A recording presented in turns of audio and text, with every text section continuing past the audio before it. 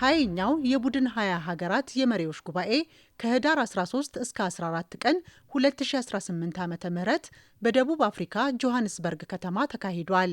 ኢትዮጵያም በልዩ ተጋባዥነት በጉባኤው ላይ ተሳትፋለች። የአፍሪካ የልማት ተግዳሮቶችና የደቡብ ሀገራት ድምፅ በጉባኤው ላይ በስፋት ተንጸባርቋል።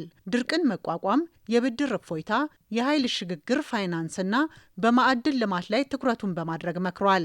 አካታች ኢኮኖሚ፣ ኢንዱስትሪያላይዜሽን፣ የስራ ዕድል ፈጠራ፣ ፍትሐዊነት፣ የምግብ ዋስትና፣ ሰው ሰራሽ አስተውሎትና ፈጠራ ለዘላቂ ልማት በጉባኤው የቅድሚያ የተሰጣቸው ነጥቦች ነበሩ።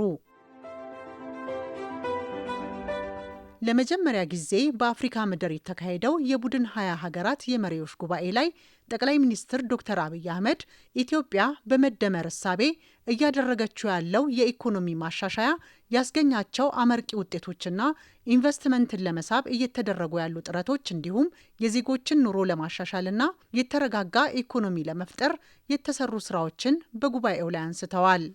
Ethiopia's journey is still unfolding. Hope የኢትዮጵያ እድገት አሁንም ተስፋን እየጨመረ በአስደማሚ ጉዞ ቀጥሏል። ይህም በአስቸጋሪ ሁኔታዎች ውስጥ ለውጥ ማምጣት እንደሚቻል ያሳያል። ኢትዮጵያ በጽናት የምትገለጥ ተስፋ ያለው ልማት እያስመዘገበች ያለች የጥንታዊ ስልጣኔ ባለቤት ናት። ሕዝባችን ጠንካራ ማህበረሰብን ገንብቷል። በብዛነት ውስጥ ያለ የአንድነት ፍልስፍና በሆነ የመደመር እሳቤ አቅምን የሚያበረታና ሁሉንም ያካተተ የእድገት መንገድ በመከተል በርካታ ለውጥ እያስመዘገበች ትገኛለች። ኢትዮጵያ በዚህ እሳቤ እየተመራች ወደ አካታች የኢኮኖሚ ሚናዎች በመገስገስ ላይ ናት። ስኬታችን ትምህርት ይሰጣል፣ ተግዳሮቶቻችን ትምህርት ይሰጣሉ። ቡድን 20 አዲስ እይታ እንዲቀበል ሐሳብ አቀርባለሁ። ኢትዮጵያም ለዚህ የጋራ ዓለም አቀፍ ጉዞ የበኩሏን አስተዋጽኦ ለማድረግ ዝግጁ ናት። ከጉባኤው ጎን ለጎን በተካሄደው የኮምፓክት ፎር አፍሪካ ስብሰባ ላይ የተሳተፉት ጠቅላይ ሚኒስትር ዶክተር አብይ የበለጸጉ ሀገራት ኢትዮጵያን ጨምሮ ለአፍሪካ ሀገራት የኢኮኖሚ ፍላጎቶች ድጋፍ ሊያደርጉ እንደሚገባም አብራርተዋል።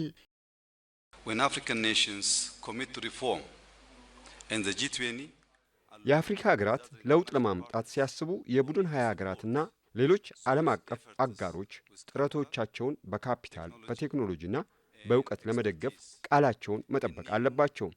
ይህን ማድረግ ከተቻለ አዲስ የእድገት መስመር ሊመጣ ይችላል።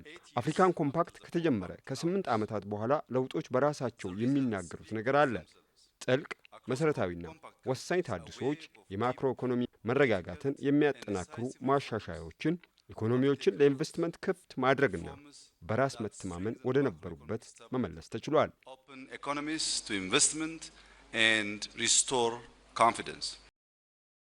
ኢትዮጵያ በጉባኤው ከመሳተፍ ጎን ለጎን ከበርካታ ሀገራት መሪዎችና የባለብዙ ወገን ተቋማት ጋር በሁለትዮሽ ግንኙነትና የጋራ ልማት ዙሪያ ውይይቶችን አድርጋለች።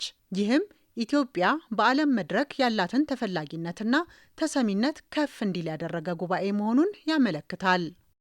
ለመጀመሪያ ጊዜ በአፍሪካ ምድር በተካሄደው የጂ20 ስብሰባ ላይ ተጋባዥ ሆኖ መሳተፍ ብዙ ጠቀሜታ ያለው ለሀገርም ትልቅ ፋይዳ ያለው ነገር ነው።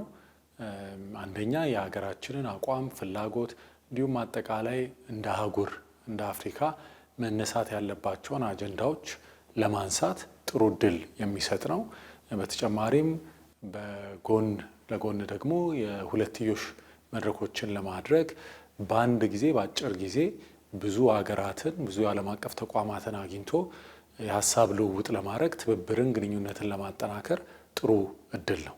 ኢኮኖሚ ስርዓቱ ፍትሐዊ እንዲሆንና የሁሉንም እድገት የሚያሳልጥ እንዲሆን ይህንን ደግሞ እንደ ቸሮታ የሚደረግ ነገር ሳይሆን በአፍሪካ ውስጥ ትልቅ አቅም እንዳለ የኢትዮጵያን ምሳሌና በኢትዮጵያ የተገኙ ውጤቶችን በማሳየት ለጋራ ተጠቃሚነት የፋይናንስ ስርዓቱን ኢትዮጵያ ድጋፍ የምትጠይቅ ወይም ቸሮታ የምትጠይቅ ሳይሆን የመፍትሄ አካል የሆነች በትብብር በአጋርነት አብራ የምትሰራ ሀሳብም የምታመነጭ መፍትሄም የምታቀርብ ሀገር እንደሆነች ለማሳየት ተችሏል። ሁሉም ዓለም አቀፍ ዋና የኢትዮጵያ አጋር ከሆኑ የተቋም መሪዎች ጋር ሰፊው ተካሂደዋል።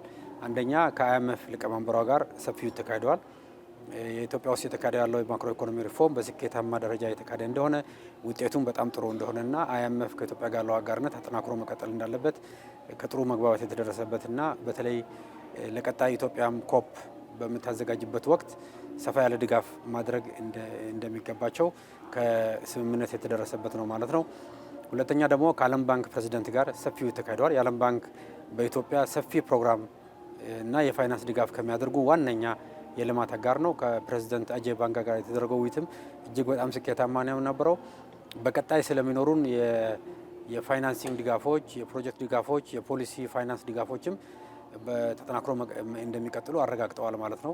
ኢትዮጵያ እያሳየችው ያለው የማክሮ ኢኮኖሚ ሪፎርም ውጤታማነት፣ አጠቃላይ በኢትዮጵያ የመጣው የልማት ውጤትና አቅም ተጠናክሮ መሄድ ከልማት አጋሮች ድጋፍ በተጨማሪ ሰፊ ኢንቨስትመንት እንዲመጣም በተለይ ደግሞ ኢትዮጵያ ለምታካሄደው የሜጋ የሆነው የቢሾፍቱ ኤርፖርት ግንባታ ላይም የወርልድ ባንክ ተቋማት የበኩላቸው ሚና እንደሚወጡ ማረጋገጫ የሰጡበት ነው ማለት ነው።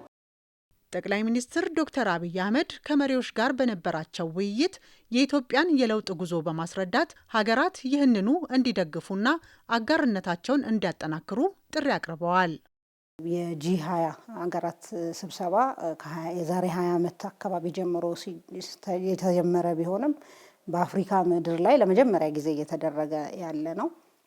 በዚህም እንግዲህ ደቡብ አፍሪካ ፕሬዚደንሲውን ስትቀበል አንድ ለማሳካት ከሄደችበት መንገድ አንዱ ይሄ ስብስብ የአፍሪካ ሀገራትንም ድምጽ የሚሰማ አፍሪካ ሀገራት በአንድ ድምጽ መምጣት ያለባቸው፣ ምክንያቱም የአፍሪካ ህብረት እንግዲህ በ2023 አካባቢ አባል ሆኗል ማለት ነው እና የዚህ የጂ20 ስለዚህ አንድ ድምጽ ሆኖ የሚመጡበት በማለት የአፍሪካ ሀገራትም ድምጽ የሚሰማበት እንዲሆን በመደረጉ ክቡር ጠቅላይ ሚኒስትራችን በጣም ጥሩ የሆነ ኮንትሪቢዩሽን አድርገዋል። በንግግር በዋናውም ስብሰባ በመሪዎች መክፈቻ ላይም ሌሎች ተጓዳኝ በተደረጉ ስብሰባዎች ላይና ኢትዮጵያ እየሰራች ያለችውን ነገር ለመግለጽ እድል ሰጥቷል። ከዛ ባሻገር ደግሞ የዓለም ገቨርናንስ፣ የኢኮኖሚ አስተዳደር፣ የዓለም ፋይናንስ፣ ሌሎች ደግሞ ተግዳሮቶች የምንላቸው የአየር ንብረት ለውጥን በተመለከተ ምን መሆን አለበት የሚለው ላይ